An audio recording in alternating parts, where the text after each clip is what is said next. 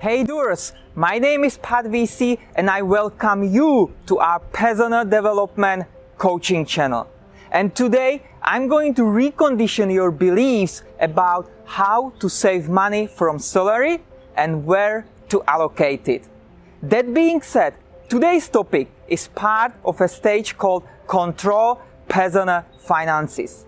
Firstly, this video is especially for you if you are employed and work for someone else. It means you receive a monthly or bi-weekly paycheck. But the core question is, how do you pay attention to the money you receive in your bank account from your employer?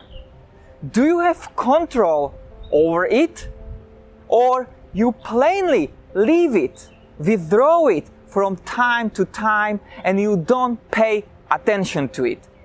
But that's the wrong money skill approach. Listen, you are a part of the Pat VC's community. And the primary backbone is to recondition your mindset from scarcity and climb up the wealth pyramid toward financial independence, prosperity, and holistic wealth. It means growing your financial literacy and managing personal finances is a must.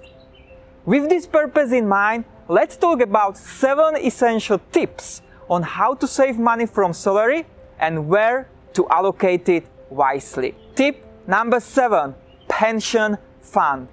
This step is mandatory in every civilized country, because your employer automatically transfers a certain percentage of your salary to a pension or retirement fund.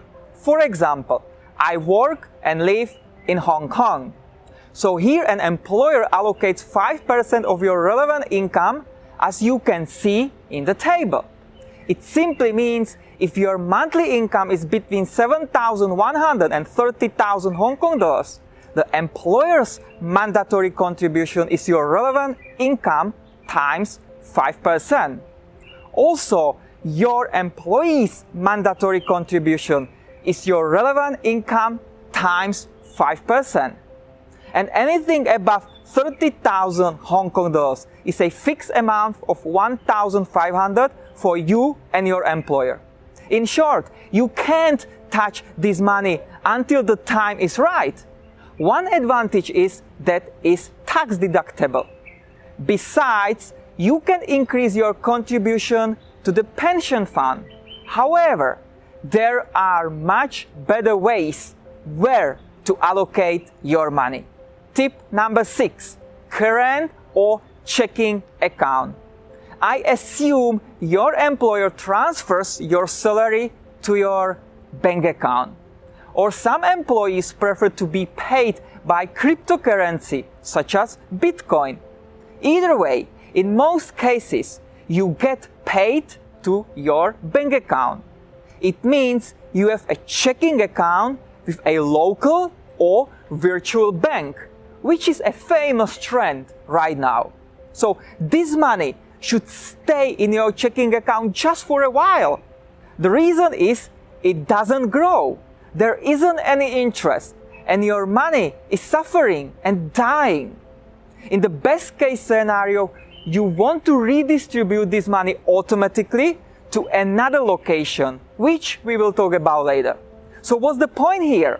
I assume you pay rent or mortgage from your checking account, and then keep there only a small amount between 5 to 10%. What I mean by this small amount is using it for your essential necessities, such as food, clothing, and utilities. Does it make sense? Tip number 5, pay off your debt. The debt avalanche and snowball method. As you may have already known, the compound effect is a powerful investment tool, but it may crush you when it applies to debt.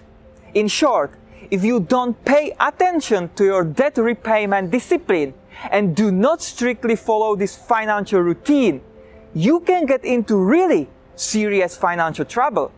In addition to that, your credit score will be poor. And you won't be entitled to apply for any type of loan, mortgage, or investment leverage if you don't control your debt. So if you have credit cards or any other loans, apply preferably the debt avalanche method strategy. It means start paying down the debt with the highest interest rate and continue down the road to the lowest rate. Or you can apply the debt snowball method strategy, where you pay off the debt in order of smallest to largest balance. Listen, take this step seriously, because it's about self-discipline that will open the door to your financial literacy and distinguish you from the masses. Tip number 4, control your emergency fund or account. Listen, do not treat your emergency account as your savings account. That should not be meant in this way. Certainly, there will be days you will need your emergency fund, but also there will be days you won't touch it for so long. However, if you as an employee have just one flow of income, focus on creating an emergency account for at least 3 to 6 months, because some unexpected situations might happen. And you will have enough time to sort out your thoughts and find another job if you want to make money as an employee. So once you receive your salary, build up this account until you reach a 3 to 6 month financial cushion.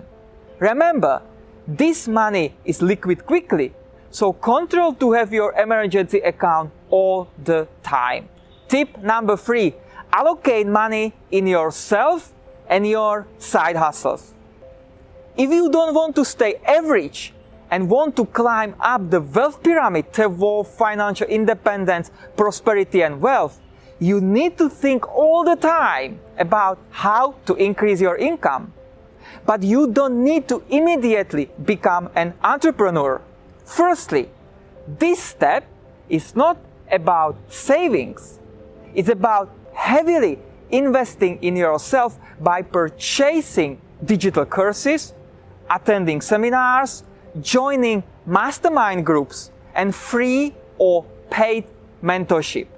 Be patient, take your time, and perform diligently at your full-time job. But besides that, develop your elite income skills and entrepreneurial skills. It will pay off eventually. On the other hand, if you already run some small side hustles, consulting, or partnership, allocate a specific amount of your salary into this vehicle. I am in this transformational process, and I am pumped to share it with you.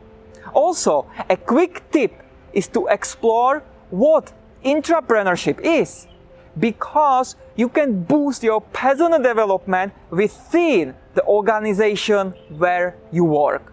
Tip number 2, automate savings to opportunity bank account. What I mean by this is you allocate a specific percentage of your salary to the secret opportunity account. Notice, I don't use the word savings account because I learned recently from my mentor to change the language of money. Moreover, when you hear and use a savings account, it triggers in your subconscious mind a limiting belief that you need to save and only save. But that's not the purpose of saving money on a secret opportunity account. The core principle here is to transfer regularly from your salary a specific amount that will be intended for larger investments later.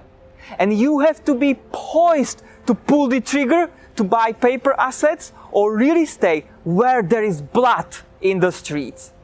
And it also applies to your side hustle, to double down on what works. Or maybe outsource your work to someone else to scale your business. So again, I prefer to call it a secret opportunity account because of the psychological effect. And last tip number 1, smaller and regular dollar cost averaging investing. I left this tip as the last one because many people leave the previous tips and invest a larger chunk of their salary into several investment vehicles they do not understand. And then they end up with no emergency fund, no savings, or their debt is accumulating like a snowball. But listen, the key point of the dollar cost averaging strategy is to invest a smaller amount of your salary regularly. Notice, I say regularly because you need to build self-discipline, but you must have some basic investment skills. So it means allocate a specific percentage of your salary to your brokerage account. It could also be peer-to-peer lending platforms or even buying cryptocurrency every month. Because when you buy regularly, no matter what the market does, in the long term, it will pay off. Of course, it depends if you want to be a conservative investor or take more risk in growing industries. But to eliminate your risk tolerance, you can even split your total regular amount within several investment vehicles. Remember, just automate it. Oversee it once a month and play the money game in the long run. It will pay off and you might reap a windfall after 20 plus years. To conclude this video, you as an employee, it is essential to learn money skills and follow these 7 tips. The reason is it eliminates your financial stress, expands your elite income skills, and directs you from the middle class to the upper class. After all, how high you want to climb is only up to you. But the goal of Pat VC's personal development is to help you move to prosperity and wealth. So whatever path you want to pursue, understand this. If you are an income earner in your 20s, 30s, 40s, 50s, or beyond 65, you must get your personal finances in order to reinforce a financial area within holistic wealth. Do you agree? Now, I would like to hear from you. What are your tips to allocate money from your salary? Maybe you feel stuck to find a starting point to take control over your personal finances and move you toward prosperity and wealth. If so, leave us a comment below. And as a reminder, duly pat the like button to give our video more exposure, support, and love from the YouTube algorithm. And don't forget to subscribe together with the bell notification, because every week you will receive one strategy that will help you identify your personal development within the 7 wealth stages framework. Because I invite you to become a doer and I want you to build holistic wealth. Thanks for watching and I will see you next week.